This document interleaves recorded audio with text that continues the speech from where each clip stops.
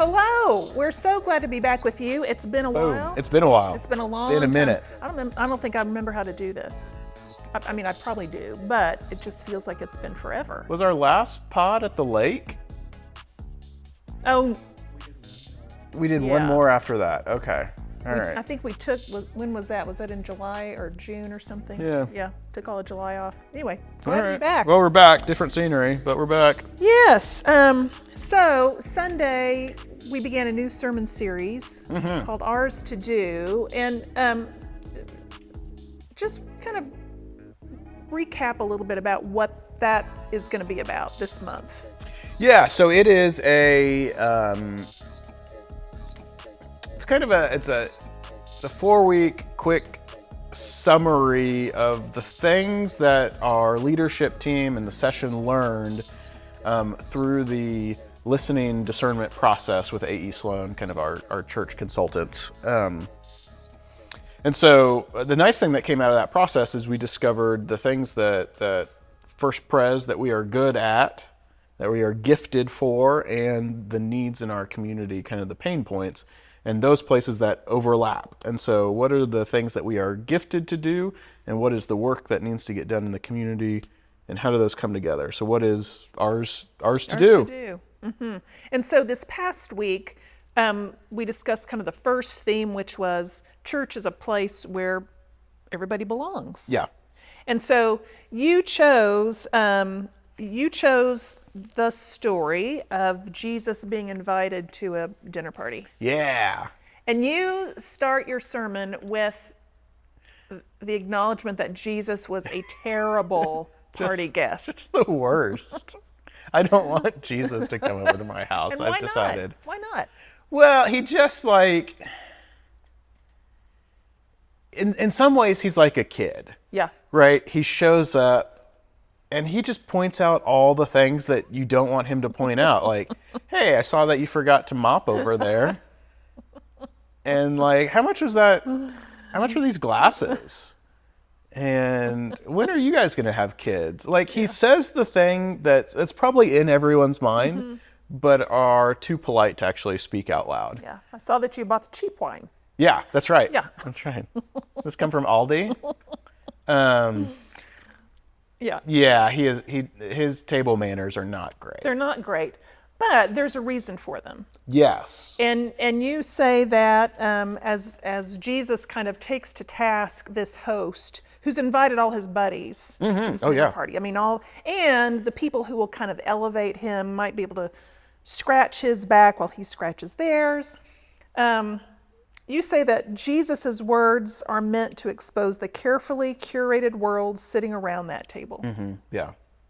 Yeah. And so say a little bit more about that. How do his words expose that, and why does he expose that? Yeah, I think I think you've set it up beautifully, right? People invite other people to this dinner party because they can help them get ahead in life or help boost their business or introduce them to someone else who's important. And so there's a bit of there's a game being played around the table. Yeah. And everybody knows the game, but they don't talk about it. And so Jesus, again, is the one who says, like, I know what's going on here. But how realistic is the game being played? And so he goes on to say, he says, when you invite people to come over to your house, don't just invite your friends and your neighbors and the person who's going to infuse your business with cash or whatever, but really you should invite the folks who don't have a seat at the table, but deserve one. People like maybe people who you disagree with politically. Yeah. So he names kind of the stratification of like poor, crippled, lame, blind, and those are real categories. But I think they are kind of generalizations for, the folks we disagree with politically, or the people who just don't simply see the world the same way that we see it. Those that we would like to keep at an arm's length. Yeah. And yeah. not, or the people that we completely forget exist. Right. And that begs the question then. So, in that story, who is missing, but also in our stories, Yeah. who's missing? Because we tend towards that also. We tend to congregate with those we agree with, we like, we know, and that happens in the church too. Yeah. So the question you ask is, who's missing? Right. Who is missing? And you go on to point out that eventually the host kind of sees the error of his ways and serves a meal to the people who have come in from the streets. He's instructed to go out into the world, bring back in all those who were not invited. Right. Yeah. The great banquet parable, where the host has made all these plans, and he's prepared all this food, and he's cleaned the house, and he does everything you do when you have people over, and then no one shows up. Yeah. They all have beautiful excuses. This is one of the things that didn't make it into the sermon. I don't know how I would have shoehorned it in here, but the excuses go from, what is it? I just bought a piece of land. I need to go check it out. I just bought 5 head of oxen. I need to go inspect them. And the last guy goes, I just got married, so I can't come.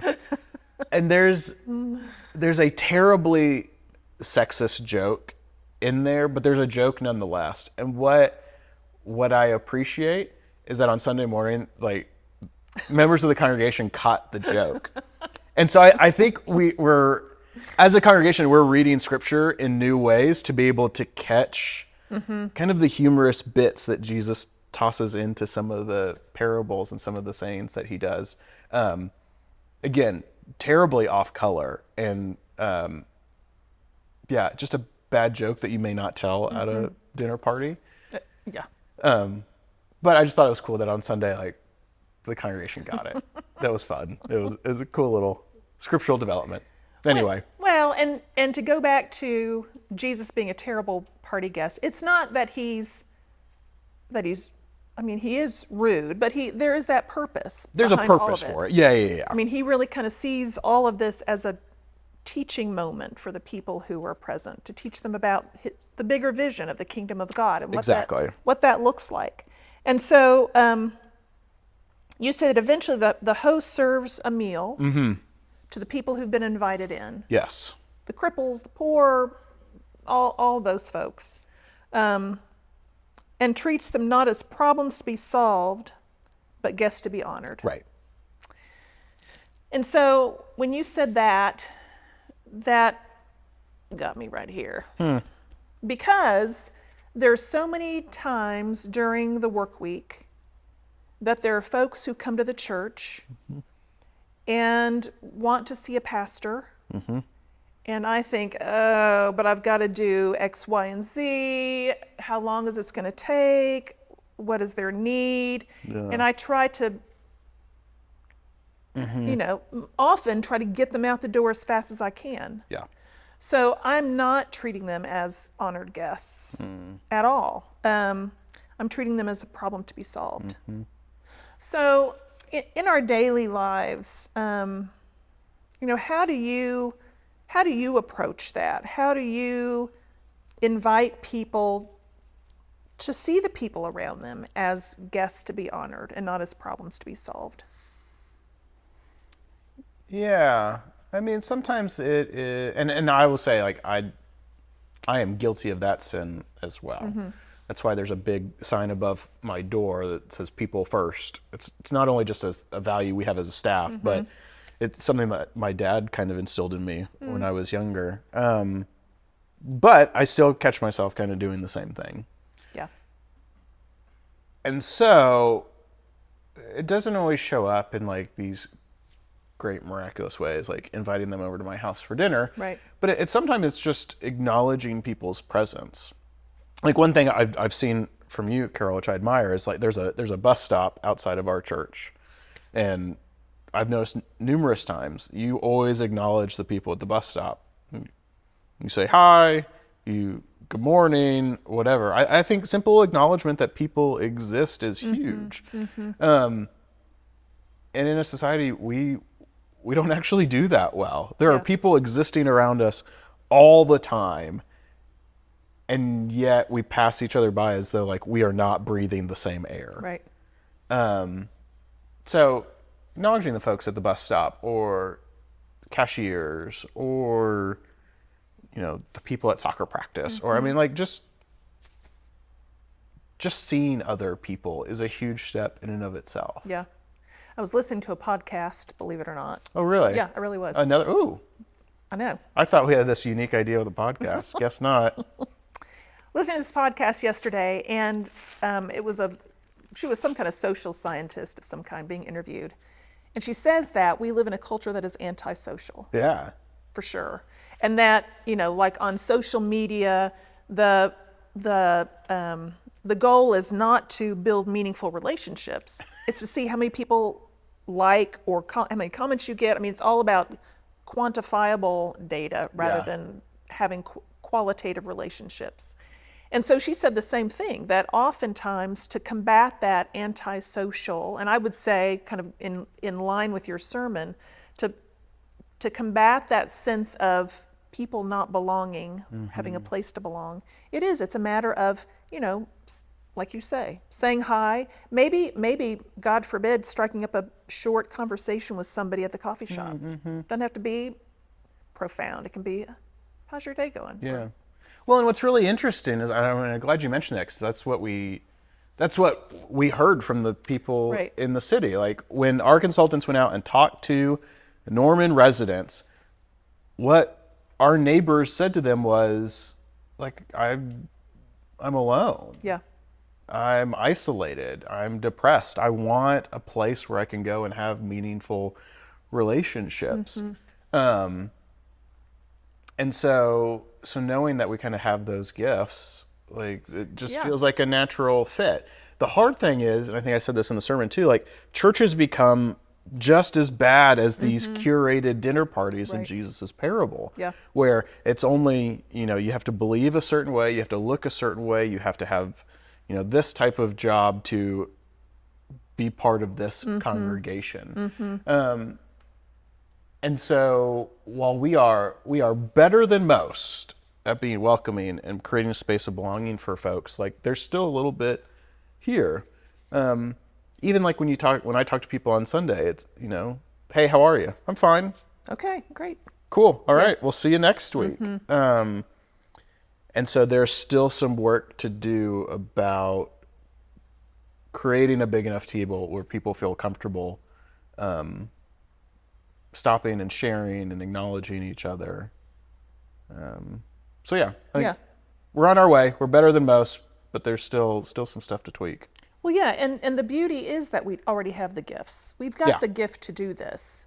It's just a matter of maybe seeing how we can put it into play in different ways. Like, I mean, yes, we are great at welcoming and making people feel welcome here. And as you say, that it's also necessary to make sure that people have an invitation to belong. So it's not just the hi, how are you? Yeah. But it's the, we're glad you're here. Tell me more about who you are. Tell me more about who you are. You told this fabulous Fred Craddock story. I love Fred. Oh, I do too. He's kind of like Jesus too. Okay. I imagine. You want to say more about that? I imagine Fred is gone to the great beyond now. Yeah. But I imagine if you invited Fred to a dinner party, he might be the one who said, "Oh, you missed a spot over there." Yeah, he was a crotchety old Southern man. Yeah, who I loved.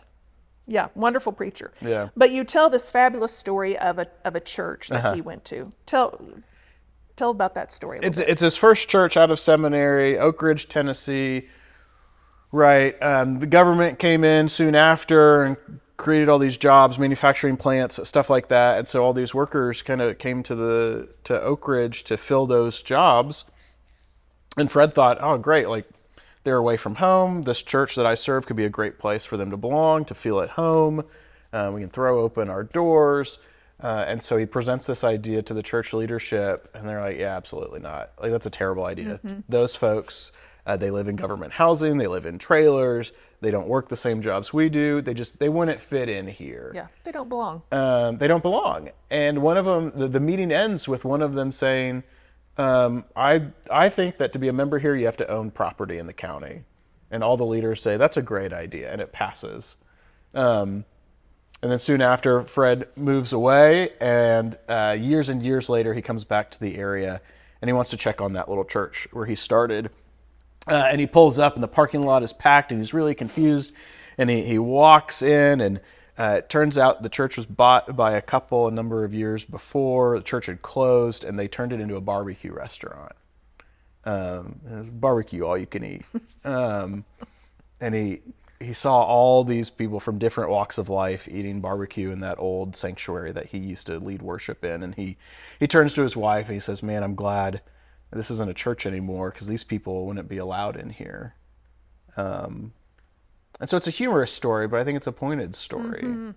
Like, if the church does not want to serve its kingdom-given purpose, God will find other places to do it. And sometimes it's an all-you-can-eat barbecue restaurant in an old broken-down sanctuary. Yeah, yeah. Well, I love how you end your sermon. You say, the work that is ours to do is to keep pulling out chairs. That's right. To notice the people sitting beside us. And to go out and build trust with those who aren't here yet. Yeah. Yeah. I think that's the important part. I think I said at some point, there are folks in our community have been told so often and for so long that they don't belong, that us simply saying, hey, come in, isn't enough. Right. We have to go out and build trust and to be present and to show up consistently enough so that others discover that that invitation is real. It is earnest, and it is honest, and it is true. And I appreciated the fact that you recognize that even within the church, there are people who feel like they don't belong. And I think that, again, to our peril as a church, they keep that hidden. Right. And so I love the invitation that you gave to people to let us know. If you feel like you do not belong or don't have a place here, let us know. Because we're only richer for everybody belonging. And That's having a place what we tell new members when they join with us, is that your presence makes us better. Absolutely. Absolutely. Great sermon, Michael. Thanks. It was a good way to start. Yeah, it was a great way to start. Yeah. Thank you. We're back. We are back. So thanks, friends. We'll see you next Sunday when we unpack our second theme. Yeah. Ours to do. Ours to do. Okay. See ya. See ya.